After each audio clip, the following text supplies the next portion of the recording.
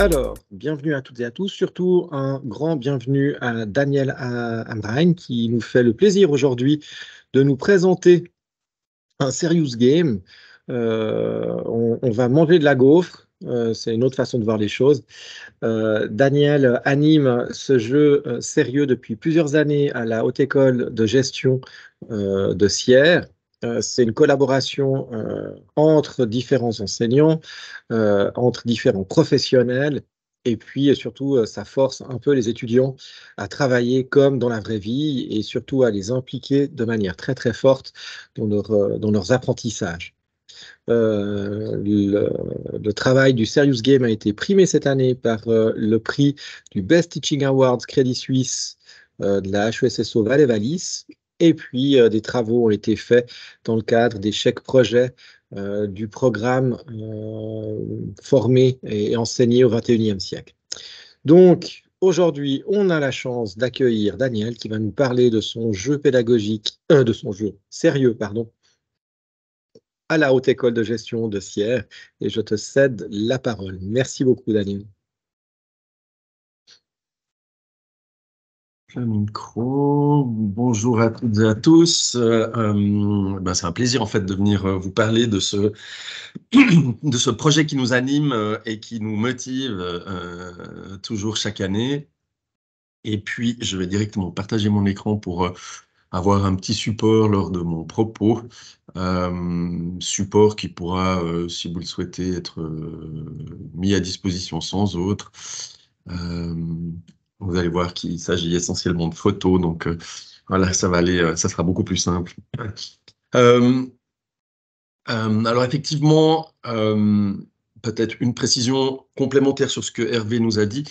Il s'agit d'un cours qui est une option secondaire, donc c'est des étudiants en principe de dernière année qui sont avec nous, et puis on fait ça en général, jusqu'à maintenant ça a toujours été le cas, durant l'entre-semestre, entre le mois de janvier et de février. J'y reviendrai plus tard pour cette question de l'entre-semestre parce que c'est pas anodin de dire cela. Donc voilà un petit peu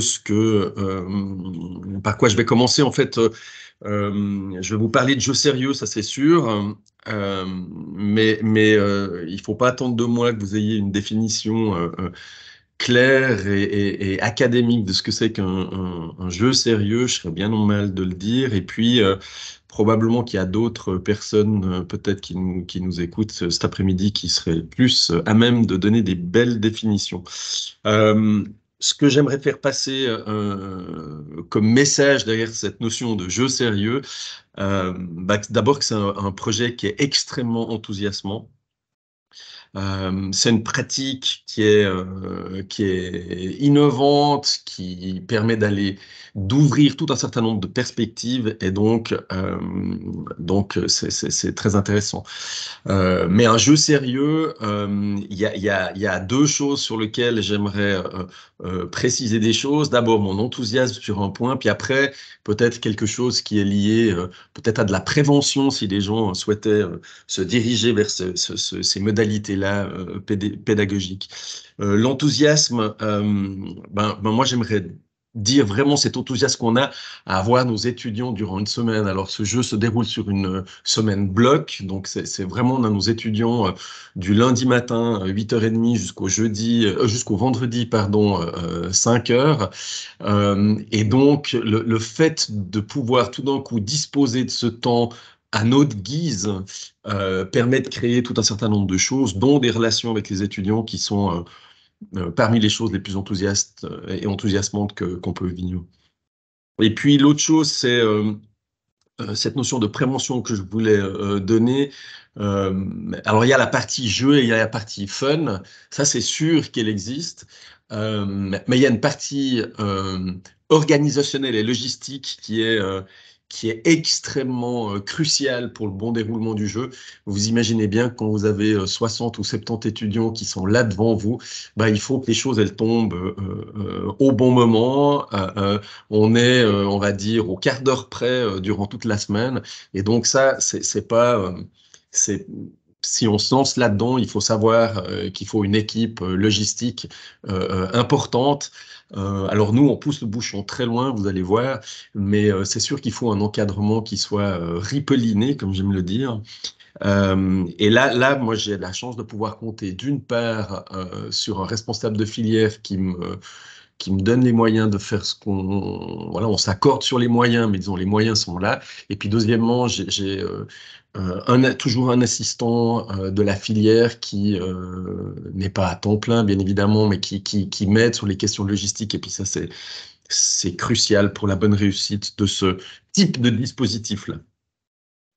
Euh, la raison d'être, en fait, de ce jeu, toutes les photos que vous allez voir sont des photos qu'on a prises dans le cadre du jeu. Là c'est une phase de briefing que vous avez devant vous.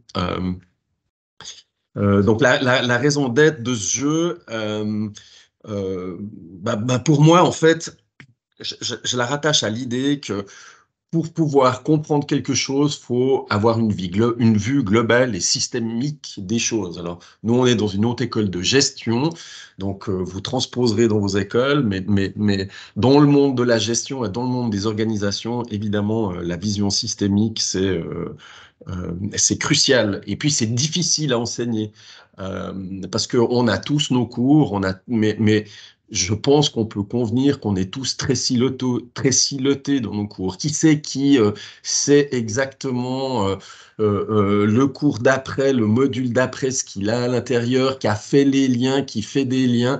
Ben, je pense que ça arrive peu souvent, en tout cas pas suffisamment souvent. Et donc, une des raisons d'être du jeu, c'est de pouvoir, à un moment donné, avoir un cours que je nommerais intégratif, donc qui a la capacité de mettre en parallèle différentes thématiques. Et puis, dans le cadre de notre jeu, comme dans la gestion, bah, tout d'un coup, ceux qui s'occupent de la finance, ils sont confrontés aux gens qui sont à la production ou aux ressources humaines, et puis il faut commencer à causer ensemble. Et puis ça, c'est parmi les retours qu'on nous fait qui sont les plus intéressants.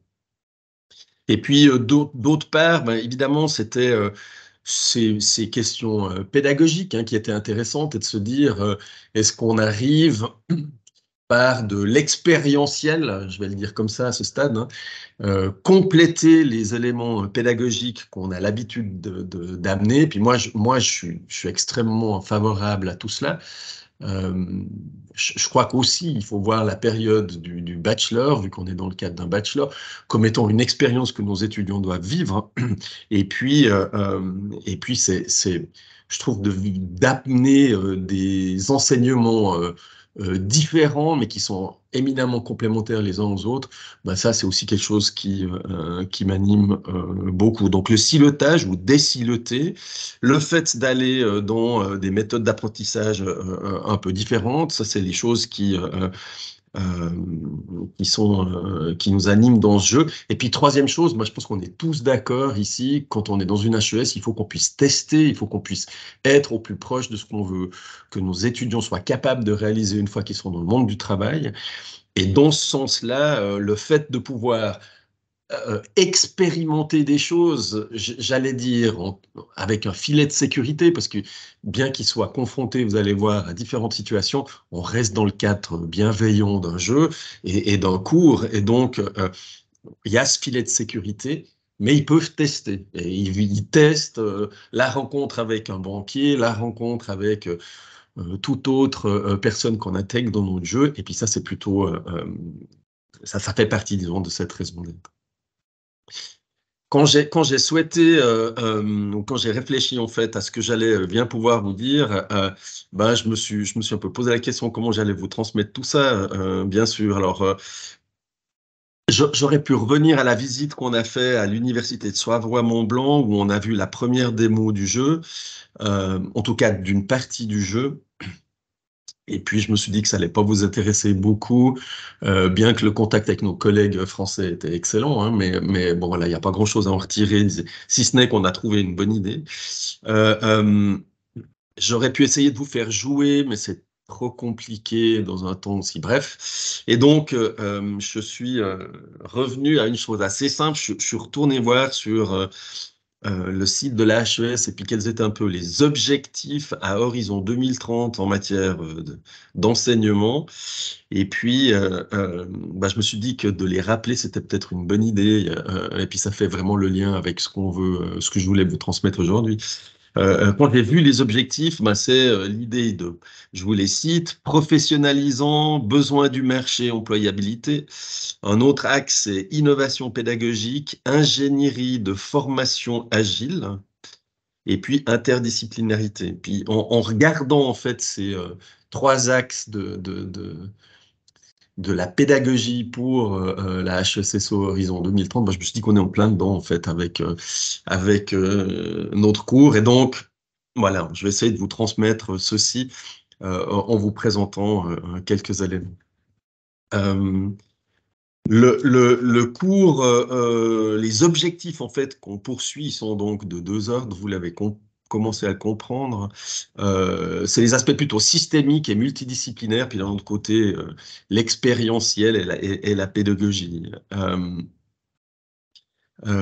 Effectivement, ce côté systémique, chez nous, il est, en tout cas dans notre école, mais je peux imaginer que ça se transpose ailleurs, hein, c'est un des aspects ou un des défis les plus importants qu'on a.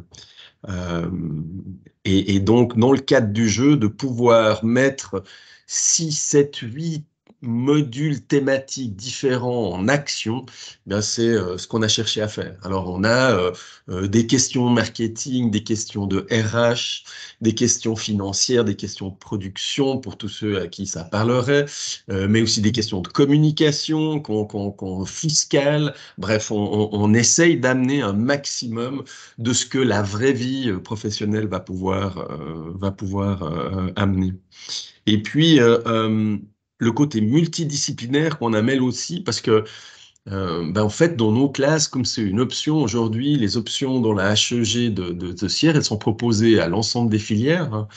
Et donc, on a autant des gens du tourisme que de l'économie. On a des gens qui sont en langue française, en langue allemande et qui font aussi leur parcours en anglais. Donc, on a 3 langues avec lesquelles il faut composer. Et puis, on a des étudiants qui se connaissent pas parce que ça discute peu entre ces différentes filières, bien sûr. Et puis, on a plus encore des étudiants en emploi et en plein temps. Donc, très souvent, les équipes se retrouvent composées à être des gens, enfin, voilà, des duos qui se connaissent, en tout cas, qui ont été dans la même classe, mais pas plus que ça. Et puis, il faut très rapidement commencer à se mettre autour de la table et discuter. Et puis ça, c'est aussi une des expériences qu'on leur fait vivre. Et puis, l'expérientiel et le pédagogie, je l'ai dit tout à l'heure, hein, c'est l'idée de leur donner la capacité à aller être en interaction avec tout un certain nombre de gens, des professeurs, mais aussi des gens externes qu'on intègre à l'intérieur du jeu pour leur faire vivre voilà, des moments. Alors, ces moments, ils peuvent être très brefs, hein, tout d'un coup, ils ont 10, 15, 20 minutes pour réaliser quelque chose, ou alors ça peut être des moments plus longs dans lesquels il y a de la formation. Je vais y revenir un petit peu plus loin sur le dispositif qu'on met en place. Donc voilà, ça c'est vraiment nos objectifs qu'on souhaite atteindre par ce cours. Le dispositif en fait qu'on a mis en place, je crois que c'est important de le dire, en fait, on a découvert, comme je l'ai dit, à l'université de Savoie-Mont-Blanc, en fait, une plateforme de jeu. Donc, c'est un jeu qui se joue sur Internet. Il y a aucun problème pour le jouer dans n'importe quelle condition, hein. Il est vraiment... il n'y a pas besoin d'insérer quelque chose dans les systèmes informatiques de l'école. C'est aussi un des éléments clés qui nous a fait aller vers ce dispositif-là. Et donc, le dispositif, c'est le suivant. Les étudiants doivent prendre des décisions de type économique, puis ils doivent les mettre dans cette plateforme.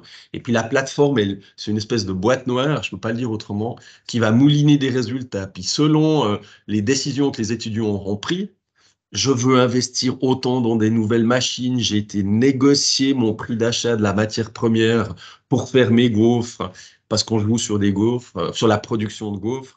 Bref, tous ces éléments sont mis dans une plateforme et ça donne un résultat sous une forme, on est dans le monde économique, hein, sous la forme de la valeur, le cours de l'action de chacune des équipes. Mais ça, c'est pas je dirais que c'est la partie, certes technique, dans les branches instrumentales de notre information, mais c'est pas ça la partie la plus intéressante. Celle-là, on peut, ben, voilà, on a repris la solution qu'on a. C'est pas la solution la plus sexy, mais c'est pas la solution. C'est pas ça qui fait le sel de notre proposition. Le sel de la proposition, c'est tout ce qu'on peut amener à côté du jeu pour animer les interactions. Et puis cette animation d'interaction, bah c'est là qu'on va commencer à être véritablement créatif en bousculant nos équipes, nos étudiants selon différentes modalités. Alors ça peut être, ces modalités, ça peut être des petits imprévus de la vraie vie. Alors j'en cite toujours un parce qu'il est assez croustillant. Ben, on fait venir des contrôleurs fiscaux de l'État du Valais qui nous font le plaisir de venir interroger les groupes. Voilà, ils toquent à la porte, hein, je ne peux pas le dire autrement, toc toc, bonjour, contrôle fiscal. Voici, on leur a évidemment donné des éléments qu'ils devaient préparer en avance, et puis ben, il y a le vrai contrôleur fiscal qui est devant, où ils doivent aller négocier à un moment donné un crédit bancaire, et puis c'est des gens pardon, pas du Crédit Suisse, en l'occurrence de la Raiffeisen qui sont là. On va intégrer un responsable des ressources humaines également pour travailler avec nous. Donc voilà, on va comme ça compléter le jeu, mais à notre manière, hein. Donc là, c'est nous qui créons toutes les interactions possibles qu'on souhaite avoir. Et puis, ces différentes interactions, grandes ou petites, elles vont être complétées. Ben, je remercie Hervé notamment de ses inputs, complétées par des moments en fait où on va arrêter le jeu et puis on va prendre le temps de la réflexion à la fois pédagogique mais aussi organisationnelle pour voir comment est-ce qu'on a joué, comprendre les résultats, comprendre les interactions qu'on a eues, et puis essayer de formuler d'une part une réflexion sur ce qu'on a vécu, puis d'autre part, ben, essayer d'améliorer notre stratégie pour les séquences de jeu suivantes. C'est peut-être le moment que je vous explique un peu ces séquences de jeu dans le dispositif. Donc le lundi matin, on récupère nos étudiants, ils ont une demi-journée pour apprendre un petit peu comment ça va se passer. Et puis après, chaque demi-journée, on simule comme si c'était un mois d'activité. Donc le lundi après-midi, c'est le mois d'août. Et puis, ils vont jouer sur une séquence le mois d'août. En fin d'après-midi, on clôt la séquence. Ils ont inscrit leurs informations dans la plateforme. Et hop, il y a un résultat qui sort. Et ainsi de suite jusqu'au jeudi soir. Et le vendredi, c'est consacré à la préparation de ce qu'on appelle des conseils d'administration. Ils doivent venir défendre leurs résultats, leurs stratégies devant des experts externes l'après-midi. Voilà, ils ont différents types de rencontres devant eux. Donc, comme je le dis, je synthétise, hein, un jeu objectif sur lequel les éléments techniques les compétences techniques sont mesurées. Et puis à côté, toutes des compétences un petit peu plus relationnelles, un peu plus en profondeur qu'on va pouvoir tester de manière très brève quand il y a des imprévus qui sont très courts. Tac, rupture de la production, vous perdez pour la prochaine séquence 20% de votre capacité de production, il faut refaire les calculs. Ou alors des choses plus longues où on doit se préparer pour son conseil d'administration. Je reviens peut-être sur cette notion de scénario pédagogique, hein, parce que je pense que c'est probablement ce qui fait l'importance du jeu. J'ai retenu la leçon d'Hervé, hein, on n'est pas là, on ne joue pas pour jouer ou pas que pour jouer. Il est important qu'on ait toujours nos objectifs pédagogiques en tête. Et puis, ces questions de réflexion, de moments réflexifs, on les appelle comme ça, qu'on souhaite mettre en place. Et ça, je pense que c'est vraiment important que dans la création d'un tel jeu, on ait ces moments d'arrêt dans lesquels on peut essayer de réfléchir. Et au fond, on fait le lien, nous, avec ce qui se passe dans les organisations, hein. On va encore le renforcer cette année. C'est l'idée qu'ils soient capables aussi, au début ou en fin de séquence de jeu, de faire la mêlée, hein, de se mettre mettre tous les uns autour des autres, puis de se dire, ben, voilà les résultats qu'on a, qu'est-ce qu'on en retire, comment est-ce qu'on peut s'améliorer, quel apprentissage j'ai fait. Voilà un petit peu ce qu'on essaye d'amener dans ces moments liés à ce scénario pédagogique. On joue, il y a du fun, franchement on s'amuse bien quand vous avez des gens qui viennent négocier le prix des matières premières, même quand tout d'un coup on les force à le faire en anglais ou au téléphone pour être dans des conditions un peu différentes. Il y a beaucoup de fun, il y a beaucoup de relations vraiment géniales qui se créent avec les étudiants. Il y a un petit peu de pression qu'on met en place et quand on voit les étudiants courir dans les corridors, ou moi j'ai reçu des téléphones quasiment jusqu'à 10 heures le soir parce qu'ils sont encore en train de travailler sur leur dossier, ben on voit que la sauce, elle prend et le dispositif fonctionne bien. Mais il y a des moments où il faut arriver à leur sortir la tête du sac et puis leur dire, ben, maintenant tu as appris quoi? Fais voir une réflexion là-dessus. Et puis ceci, on commence à l'insérer dans le cadre de notre jeu. Je le laisserai, je crois que je ne veux pas passer le film, c'est pas très intéressant que je vous parle. Il y a un petit film qui sera dans la présentation, qui est un retour qu'on a mesuré chez les étudiants, et puis qui explique un petit peu en quoi ils ont bien vécu cette vie pendant une semaine qui est assez stressante. Hein. Le lundi soir, ils sont pas mal stressés, nos étudiants, mais on leur dit qu'ils doivent faire confiance au processus et puis effectivement à la fin ça se passe très bien. Je vous fais une parenthèse en fait sur le garçon que vous voyez en flou sur la présentation en fait pour vous dire que on peut tirer pas mal de liens aussi avec l'externe et puis c'est peut-être aussi une des missions qu'on peut avoir à l'école. Hein. Bah, ce garçon, il a quasiment reçu une offre d'emploi de la part des services de l'État comme je vous l'ai dit, au contrôle fiscal. C'est quelqu'un qui parle, qui est de langue maternelle allemande. Et puis là, la personne nous a dit, lui, vous lui dites, il a une place chez nous quand il veut. Voilà, c'était toujours sympathique de pouvoir aussi entendre ceci. Je termine en vous disant en fait ce qu'on essaye de faire ou ce à quoi on pense pour aller plus loin. On pense à améliorer notre plateforme parce qu'elle a un côté peut-être de design qui est pas forcément le plus sexy qui soit aujourd'hui. Mais comme je l'ai dit tout à l'heure, la plateforme en tant que telle, c'est quasiment qu'un alibi. Et donc, c'est pas véritablement là-dessus que j'ai envie d'investir à la fois du temps et des ressources. C'est vraiment sur ce qu'on fait à côté que c'est important. Et puis on a comme ça deux, trois idées. Alors je lance des pistes, peut-être qu'il y a quelqu'un qui nous écoute là, qui a de l'intérêt, mais on aimerait pouvoir élargir en fait la variété des étudiants qui participent. Nous aujourd'hui on a plutôt des gestionnaires, on aimerait pouvoir avoir des ingénieurs qui viennent. Le jeu a comme base l'achat de matières premières pour produire des gaufres et les commercialiser sur le marché suisse et européen. Bah voilà, quand on dit ça, on peut s'imaginer que on pourrait avoir des gens du design qui viendraient nous aider à travailler sur les packaging. On pourrait avoir des gens de l'informatique de gestion qui viendraient faire le site internet de vente. On pourrait avoir des ingénieurs en technologie du vivant qui voudraient participer à la création des gaufres hein, et puis aux problématiques d'hygiène alimentaire. Euh, il y a sûrement d'autres écoles qui pourraient s'inscrire là-dedans. Et nous, ça nous ferait ça nous ferait vraiment plaisir si d'autres personnes souhaitaient nous rejoindre dans notre projet.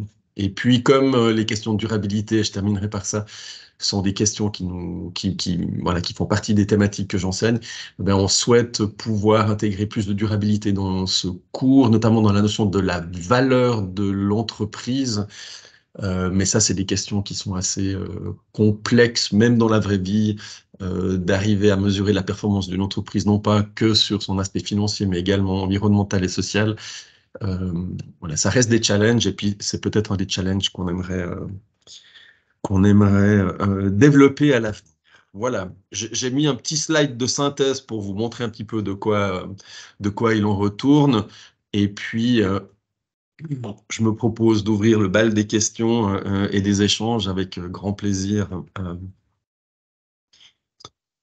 Merci beaucoup, Daniel, pour cette présentation. Je ne sais pas si quelqu'un a des questions comme ça, brûle pour point. On est prêt à les prendre.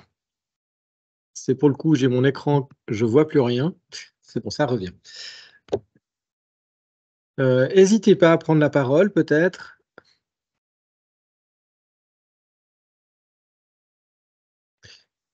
Daniel, Ah, tu parlais. Ouais, alors vas-y, Erika. pardon. En fait, merci beaucoup pour la présentation. J'ai juste une question, un peu de curiosité par rapport justement à l'utilisation des différentes langues, parce que moi, je suis justement enseignante d'anglais. Et comment vous avez défini ça dans les jeux? Est-ce qu'il y avait une certaine liberté pour utiliser les trois langues ou il y avait des moments pour chacune? Ouais. Alors, il y a deux aspects. Il y a un aspect de cohabitation, je dirais, des groupes.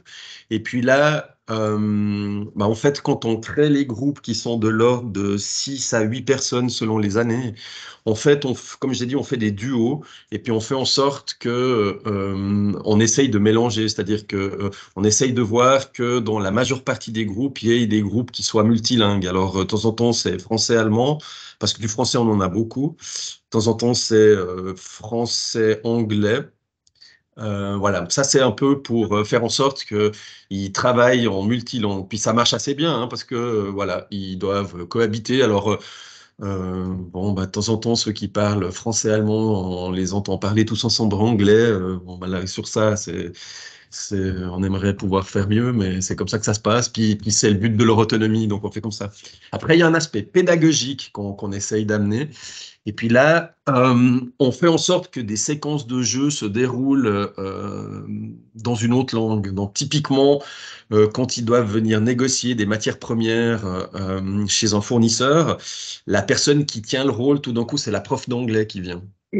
Et on l'a briefé en fait sur ce qu'elle doit faire. Et l'interaction complète va se passer en anglais. Ou à un moment donné, on ouvre notre jeu sur un aspect commercial vers l'Allemagne. Et puis là, le grossiste allemand, il va parler allemand. Alors, voilà, de temps en temps, il y a un groupe où il y a un alémanique et puis le prof va essayer de parler plutôt en français pour essayer d'être à peu près équitable dans tous les groupes. Mais voilà, on essaye comme ça d'intégrer les choses. Et puis, ils ont évidemment tout un certain nombre de documents à fournir. Et puis des présentations orales à faire. Et puis là, on leur dit qu'ils peuvent travailler dans la langue qui est la leur. Merci. D'autres questions? Donc, on a vu une, une proposition de jeu qui finalement, on peut greffer passablement de choses autour, que ça soit des grains de sable, que ce soit l'Allemagne, ça pourrait être l'Espagne, ça pourrait être n'importe quoi d'autre finalement. Et ce côté très, tu le disais, très interdisciplinaire, interculturel, multilingue, et puis il manque peut-être ce côté encore interinstitutionnel, dans le sens, la HESSO Valais, il me semble qu'il y a passablement d'écoles qui pourraient s'associer. C'est un peu ça ton propos, si j'ai bien compris. Ouais, c'est ça, effectivement. Donc nous, on aime, parce qu'on a vu en fait dans d'autres écoles qui avaient une plateforme qui était similaire, en fait des profils d'étudiants qui étaient plus variés que le nôtre, qu'on a vraiment vu tout d'un coup des commerciaux avec des gestionnaires et puis des responsables de production. Et donc nous, on a immédiatement imaginé qu'on pourrait ouvrir à d'autres. Je profite de ça pour dire qu'effectivement, avant de prendre la question suivante, donc nous, on a aussi bénéficié, voilà, c'est peut-être un kick vers vous tous. On a bénéficié d'un chèque pédagogique pour réfléchir en fait à comment améliorer notre jeu. Et puis, au-delà des aspects réflexifs dont je vous ai déjà parlé, on a eu une recherche en fait qui s'est faite sur les plateformes disponibles de ces jeux. Alors, on a exploré que les jeux en gestion. Donc, je ne sais pas s'il y en a d'autres dans d'autres thématiques qui existent, probablement, mais en tout cas, on a étudié ça. Puis en fait, ce qu'on s'est rendu compte, c'est qu'il y a beaucoup de ces plateformes de jeux sérieux qui sont des plateformes, je dirais, techniques, où on va travailler quasiment exclusivement sur les compétences instrumentales, calcul de production, revenus, etc., etc. Puis au fond, je on est à notre connaissance, enfin, il n'y a pas beaucoup de plateformes, enfin, de jeux qui a vraiment ouvert autant avec des activités connexes. Et à la lecture et aux interviews qu'on a fait, franchement, je pense qu'on tient vraiment quelque chose de, alors je vais me vanter un petit moment, mais de meilleur, parce que c'est beaucoup plus varié, et puis c'est quand même, ça permet d'introduire beaucoup plus de choses dans le jeu par cette variété, plutôt que d'être purement sur des éléments voilà, chiffrés, mathématiques, calculs, là, on a beaucoup d'interactions humaines et je pense que c'est le reflet des entreprises. Donc, nous, on est content avec ça, quoi. Merci. Il y avait une question de Dina. Bonjour Daniel. Bonjour, Dina. Bonjour à tous. Moi, j'étais quand même un peu intéressée à savoir, tu nous as pas montré le vidéo, mais d'avoir un retour des élèves.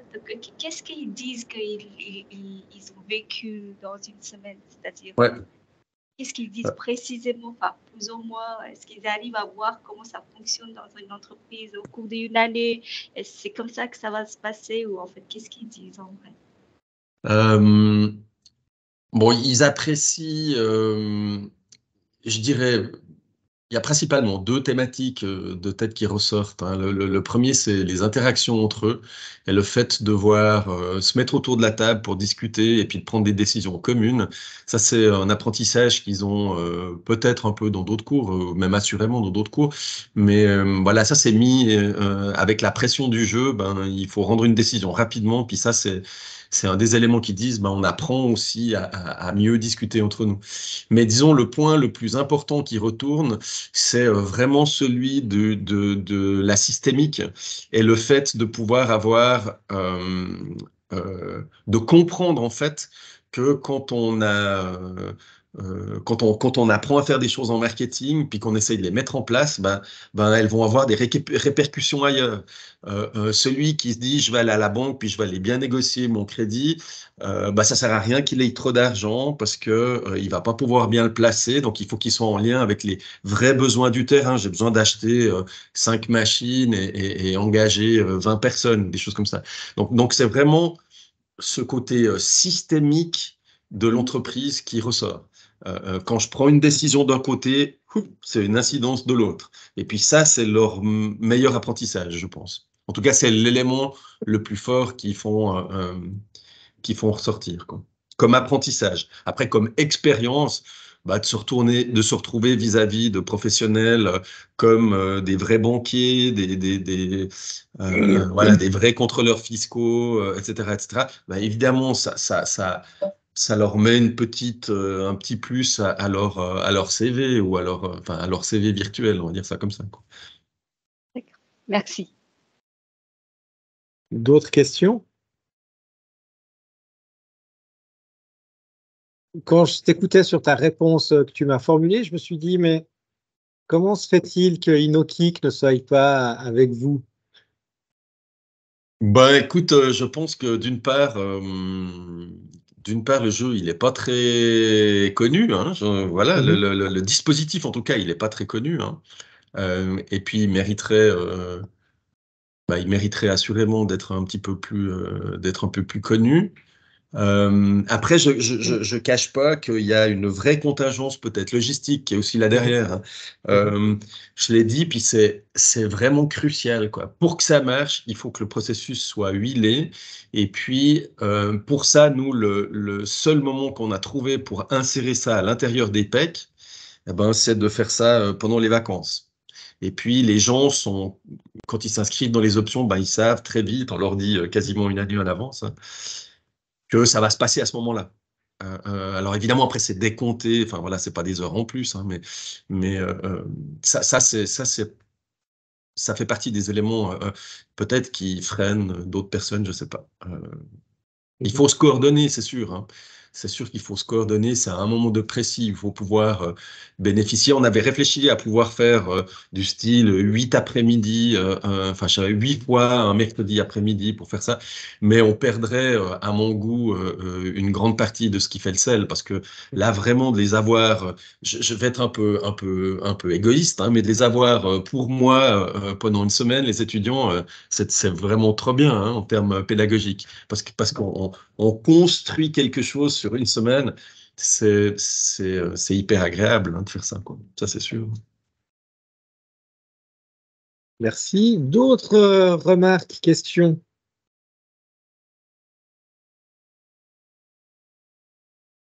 Si ce n'est pas le cas, je synthétiserai peut-être. C'est vrai que j'ai eu la chance de pouvoir participer l'année passée à ce Serious Game. Comme tu disais, le côté sel d'avoir ces étudiants pendant une semaine sur une thématique, je pense que c'est quelque chose de génial, effectivement. Ça amène un vrai plus. Dans certaines écoles, on travaille beaucoup sur la modularisation de la formation avec des cours blocs. Alors, je crois que nos amis qui sont en sciences de la santé sont un peu plus friands de ce genre de choses. Dans d'autres domaines, on est plus friand du semestre. Ça a des avantages, ça a des inconvénients. Et là, tu les pointes assez clairement. C'est vraiment quelque chose d'intéressant. Autre élément qui est très fort, c'est ce côté interdisciplinaire, culturel, linguistique, qui marche très bien. Et puis, c'est vrai que j'ai trouvé assez fou de pouvoir insérer dans ces journées où ils bossent en autonomie des éléments de formation, des éléments de négociation. Ça marche du feu de Dieu, puis-je dire, quoi. Après, ben oui, comme tu l'as mentionné, toujours faire attention avec les jeux, de ne pas oublier qu'on n'est pas que là pour jouer, mais on est aussi là pour apprendre. Et puis, il y a un petit hiatus à cet endroit-là où il faut faire attention. Et puis, en faisant simplement en ayant ces quelques précautions, je pense qu'on peut faire quelque chose de vraiment génial, quoi. Donc, pour ma part, je rêve d'avoir mes étudiants une semaine à disposition pour les faire travailler. C'est pas possible pour l'instant, mais peut-être qu'un jour j'y arriverai, quoi, entre Noël et Nouvel An, certainement. Je ne sais pas s'il y a d'autres remarques à formuler, d'autres questions? Non. En tout cas, un grand merci, Daniel, pour ta générosité, pour ce que tu as fait là aussi. C'est toujours excessivement motivant. Et puis, je suis content d'avoir pu t'enregistrer à ce moment-là pour pouvoir passer aussi cette information, que ça puisse vivre dans nos réseaux. Certes, on ne va pas avoir 150 000 vues sur cette vidéo, mais je pense qu'elle nous sera utile pour montrer cet enthousiasme et le côté positif à travailler à la fois de façon modulaire et puis aussi oser d'autres éléments pédagogiques. Ce n'est pas si compliqué que ça, finalement. Moi, j'invite tout le monde. Alors, évidemment, j'allais dire, faut vous inscrire. C'est pas vous inscrire, mais si vous voulez venir voir comment ça se passe, venez. Hein, la prochaine séquence, c'est du 29 janvier au 2 février prochain. Qui que ce soit a envie de venir voir un peu comment ça se passe, venez. On a le collège de Bellevue à peu près à Sierre que pour nous, donc il y a de l'espace. Vous allez pas nous encombrer de loin, pas. Et puis on trouve toujours un moment pour venir boire un café et puis discuter de ça. Donc n'hésitez pas si ça peut vous donner des idées. Et avec grand plaisir. Vous allez voir des étudiants dans un autre microcosme et puis avec d'autres comportements. Et des comportements à la fois professionnels et motivés, quoi. C'est très surprenant, quoi. Autant ils peuvent ressembler à vos ados d'appartement de temps en temps, et puis là, c'est autre chose. On est face à des professionnels, semblerait-il. Je me trompe peut-être, mais c'est le souvenir que j'ai en tout cas. Non, je partage. Très bien. Merci beaucoup. Je vous souhaite une excellente suite d'après-midi. Et encore, merci à Daniel pour ta présentation. Avec plaisir. À bientôt. À bientôt. Merci beaucoup.